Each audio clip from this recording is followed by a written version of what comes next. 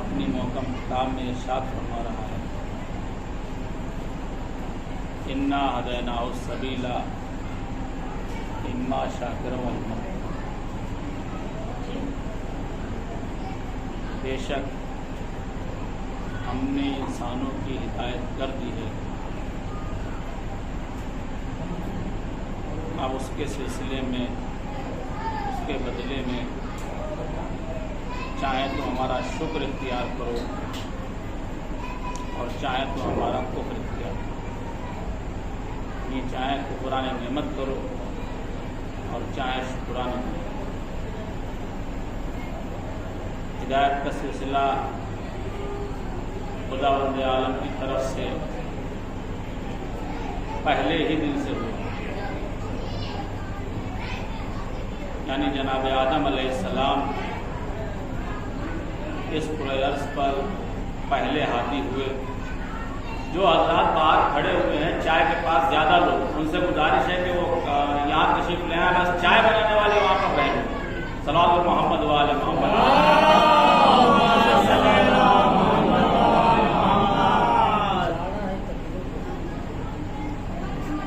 تو خداوند عالم نے ہدایت کا سلسلہ جو ہے وہ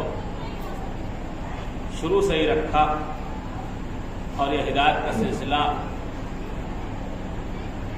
چلتا رہا، اور خاتم النبیین یعنی ہمارے اور آپ کے محمد رسول اللہ صلی اللہ علیہ وسلم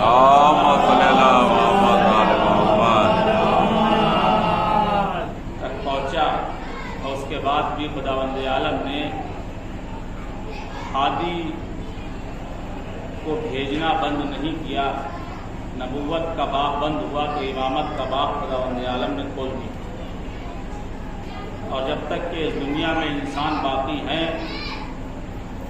ایک ہادی کی ضرورت ہے جو خداوند عالم نے پردہ غیب میں چھپا کے رکھا ہے۔ جب تک کہ انسان آتے رہیں گے ہدایت ہوتی رہے گی۔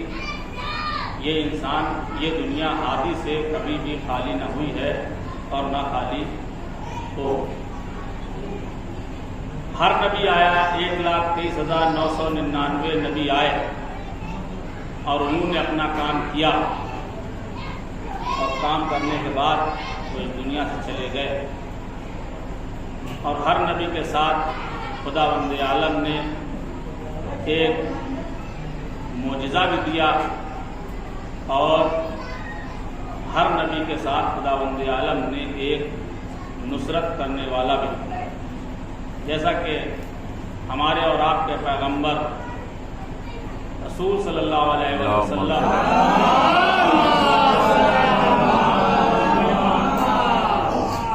جب اس دنیا میں آئے تو ان کے بعد جو ان کی نصرت کرنے کے لیے بھیجا خداوند عالم نے اپنے گھر سے، وہ تھے علی علیہ السلام۔ حضرت علی علیہ السلام آپ کی نصرت کے لیے آئے، اور یہی وجہ ہے کہ رسول اسلام صلی اللہ علیہ وسلم نے اس وقت تک کھل کے تبلیغ نہیں کی جب تک کہ مولائے متقیان بڑے نہ ہوں، جب تک کہ مولائے متقیان علی ابن ابی طالب علیہ السلام اس لائق نہیں ہو گئے کہ وہ جنگوں پر جا سکیں، اور جب جنگ کے جانے کے لائق ہو گئے یعنی بڑے ہو گئے تو بدر کی پہلی لڑائی جو ہے وہ ہوئی، کیونکہ اب مشرکین کے ساتھ لڑائی ہے، مسلمان کافی ہو گئے ہیں، اور کافی کیا دیکھا جائے تو 313 بہت زیادہ نہیں ہوتے ہیں، لیکن 313 جو ہے مسلمان ہو گئے تھے، اور بدر کی پہلی لڑائی رسول اسلام نے جن حالات میں لڑی وہ حالات اچھے نہیں تھے، کیونکہ مشرکین بہت زیادہ تھے اور آپ کے پاس صرف اور صرف 313، لیکن وہ جنگ جو ہے ظاہر سی بات ہے مولائے متقیان کی وجہ سے وہ جنگ جیتی گئی۔ جنگ بدر میں ایک بزرگ نے، کیونکہ مولائے متقیان نے زرہ نہیں پہنی، اور محبت تو ہو جاتی ہے، محبت ہو جاتی ہے، تو ایک بزرگ نے علی سے کہا کہ علی جنگ میں زرہ پہنو، جنگ میں زرہ پہنو۔ تو آپ نے فرمایا کہ ہمیں زرہ پہننے کی کیا ضرورت، اس میں ہمت ہے جو علی کے آگے سے وار کرتے ہیں، محبت ہے ان کی جو کہہ رہے ہیں، بزرگ ہیں، نام تاریخ میں محفوظ ہے ان کا۔ کہا نہیں، سامنے سے نہیں اگر کوئی کر سکتا، ہو سکتا کوئی پیچھے سے کرتے حملہ، زرہ تو پہننا چاہیے، کوئی پیچھے سے حملہ کر دے۔ تو مولا نے فرمایا کہ پیچھے سے حملہ جب کرے گا جب ہم پیچھے مڑ کے دیکھیں گے۔ ہم کبھی پیچھے مڑ کے جنگ کے وقت دیکھتے نہیں۔ اب پھر انہوں نے ایک سچویشن کریٹ کی، محبت ہے، محبت کے تقاضے ہیں، اپنے پورے کر رہے ہیں کہ نہیں علی، ہو سکتا ہے ایک ہی وقت میں کوئی آگے سے بھی وار کرے اور کوئی پیچھے سے وار کرے، تو اس وقت آپ کیا کریں گے؟ تو ایک مرتبہ مولا متقیان نے فرمایا کہ آپ ہماری فکر نہ کریں، میں جیسے آگے سے دیکھتا ہوں ویسے ہی پیچھے سے دیکھتا ہوں۔ آپ ہماری فکر نہ کریں، ہم جیسے جو ہے وہ آگے سے دیکھتے ہیں ویسے ہی ہم پیچھے سے دیکھتے ہیں۔ اور مولا متقیان نے جو ہے وہ جنگ کرنا شروع کی۔ روایتوں میں ہے کہ مولا متقیان اس جنگ میں جنگ کرتے جا رہے ہیں اور اس بھیڑ میں کسی کا پیچھا کر رہے ہیں، اور وہ بچ کے جس کا پیچھا کر رہے ہیں وہ بچ کے امام سے بھاگ رہا ہے، اور وہ امام کی نظروں سے اوجھل ہو گیا، یعنی امام کو ملا نہیں، وہ امام سے بھاگ گئے۔ جنگ ختم ہو گئی، جنگ جیت لی گئی۔ تو جب پہلے جنگ جیتی جاتی تھی تو کچھ قیدی بنا لیے جاتے تھے، جو مخالف تھے، جو ہارنے والے تھے، ان کو قیدی بنا لیا جاتا تھا۔ تو کچھ قیدی آئے تو رسول اسلام نے فرمایا علی قیدیوں کا جائزہ لو، یہ جنگ بدر کی بات ہے، کہا علی قیدیوں کا جائزہ لو۔ مولا علی نے قیدیوں کو دیکھا تو اس شخص کو پہچان لیا علی نے جو علی سے بچ کے بھاگ رہا تھا، جو علی سے بچ کے بھاگ رہا تھا، مولا علی نے اس کو پہچان لیا۔ جیسے ہی اس کو پہچانا تلوار نکالی، فوراً اس کو قتل کر دیا۔ لوگ بھاگے ہوئے رسول اسلام کے پاس آئے کہ یا نبی اللہ، علی نے غلط کر دیا، ہمارے یہاں قیدیوں کو قتل نہیں کیا جاتا ہے، لیکن علی نے قیدی کو قتل کر دیا۔ جنگ ختم ہو گئی، جب قیدی بن گئے دونوں قید کر لیتے، یہ قیدی کو قتل کیوں کیا؟ تو مولائے متقیان سے نے فرمایا کہ جس کو تم نے قتل کیا ہے وہ کہاں ہے؟ رسول اسلام دیکھنے کے لیے آئے کہ کس کو قتل کیا ہے۔ جیسے ہی رسول اسلام نے اسے دیکھا تو ایک مرتبہ لوگوں سے کہا علی نے بالکل صحیح کیا، علی نے بالکل صحیح کیا۔ کہا کیوں صحیح کیا؟ کہا کیونکہ جب میں نے پہلا کلمہ کہا قولوا لا الہ الا اللہ تفلحوا، لا الہ الا اللہ کہو، پناہ مل جائے گی، پناہ میں آ جاؤ گے، محفوظ ہو جاؤ گے، حفاظت میں آ جاؤ گے۔ اس وقت سب نے انکار کیا تھا، لیکن اس نے ہمارے منہ پہ لعاب دہن ڈالا تھا۔ سب نے انکار کیا، اس نے کیا کیا؟ گستاخی کی۔ علی نے بہت صحیح کیا، اس کو قتل کر دیا، اس کو اس کی سزا ملی۔ وہی علی ہے، بہت توجہ، وہی علی ہے جنگ خندق میں عمرو ابن عبدود نے علی کے چہرے پہ گستاخی کی۔ علی چہرے سے جب گستاخی کی تو علی سینے سے اتر آئے، اتر آیا نہیں علی آئے، علی سینے سے کیوں اتر آئے؟ یا علی، آپ نے جب رسول اللہ کے چہرے پہ کسی نے گستاخی کی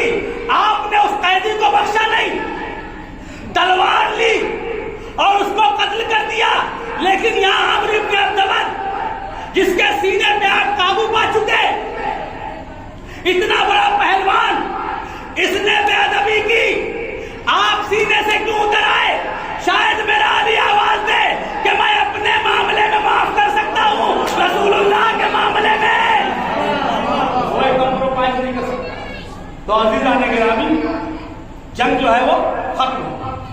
جب جنگ ختم ہو گئی تو صبح کو رسول اسلام اپنے شہیدوں کے لاشوں پر آئے اور ان کو دفن کروایا.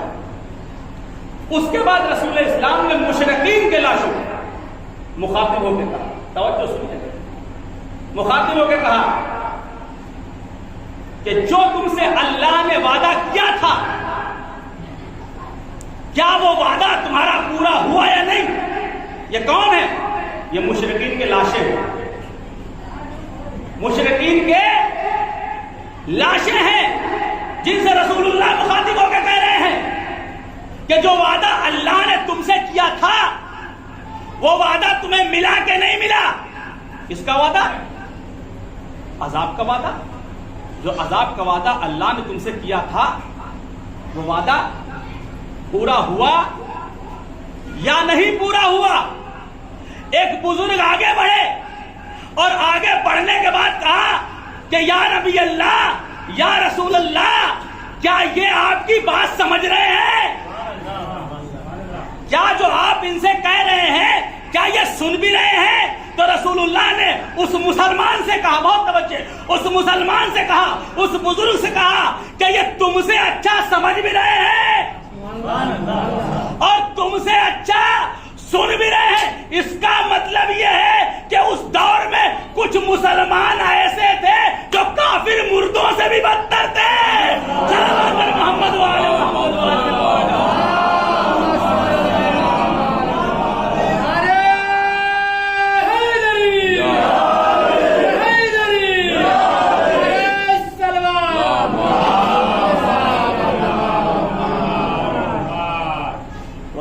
گرامی, یہ کس کی طرف سے آیا ہے؟ ہادی اللہ کی طرف سے آیا ہے, اللہ نے بھیجا ہے. اللہ کے گھر میں ان کی ولادت, تبھی ہمیشہ رسول کے شانہ بشانہ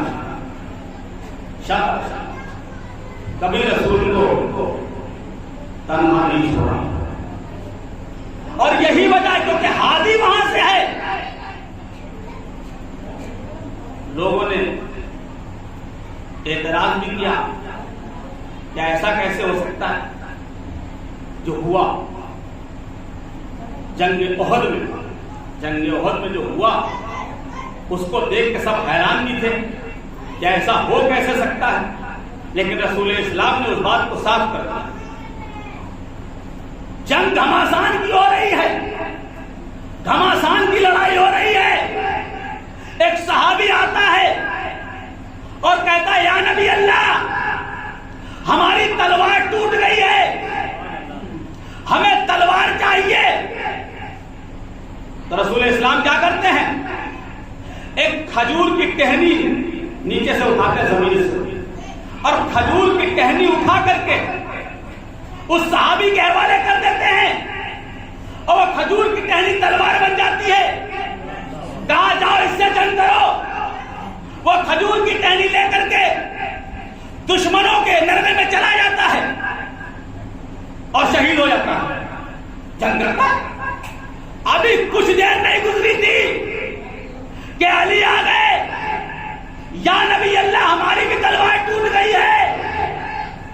اب ہم کہیں گے یا نبی اللہ زمین دیکھیے, نیچے سے ایک ٹہنی اٹھائیے اور علی کے حوالے کر دیجئے, کیونکہ اس سے پہلے بھی آپ نے ایسے ہی کیا. علی بار بار کہہ رہے ہیں یا نبی اللہ ہمیں تلوار چاہیے, ہماری تلوار ٹوٹ گئی ہے. نبی خاموش ہے, لیکن جب دوبارہ علی نے کہا کہ یا نبی اللہ مجھے تلوار چاہیے, نبی خاموش ہے, لیکن ادھر سے ندا آنے لگی لا پتہ الا علی لا سیف الا ذوالفقار. جبریل فرشتہ تلوار لے کر کے آ گیا. میں کہوں گا یا نبی اللہ یہ کیا ہوا؟ وہ صحابی تھا, اس کو آپ نے کھجور کی ٹہنی اٹھا کے دی, علی کے لیے تلوار اوپر سے کیوں آ گئی؟ علی کے لیے تلوار اوپر سے کیسے آ گئی؟ میرا نبی آواز دیتا ہے کہ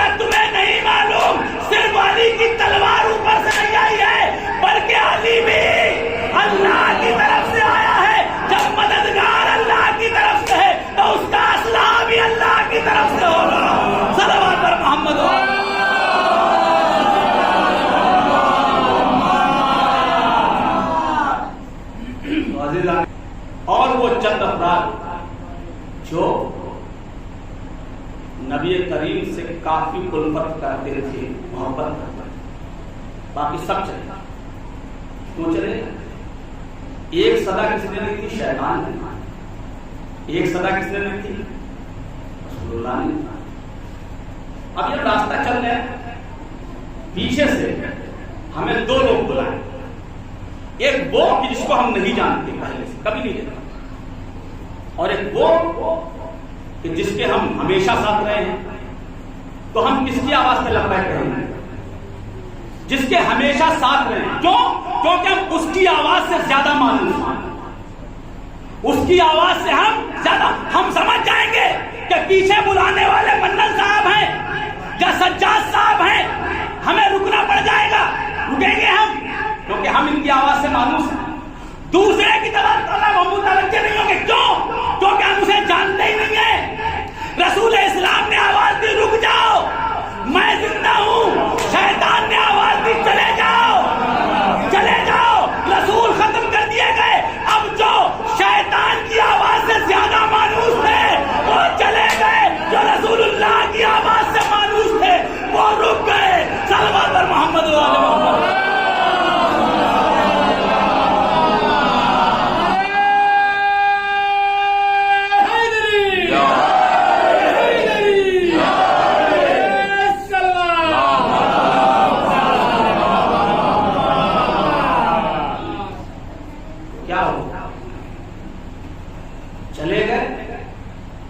چلے گئے تو سوال کیا کیا؟ علی تم جو نہیں گئے،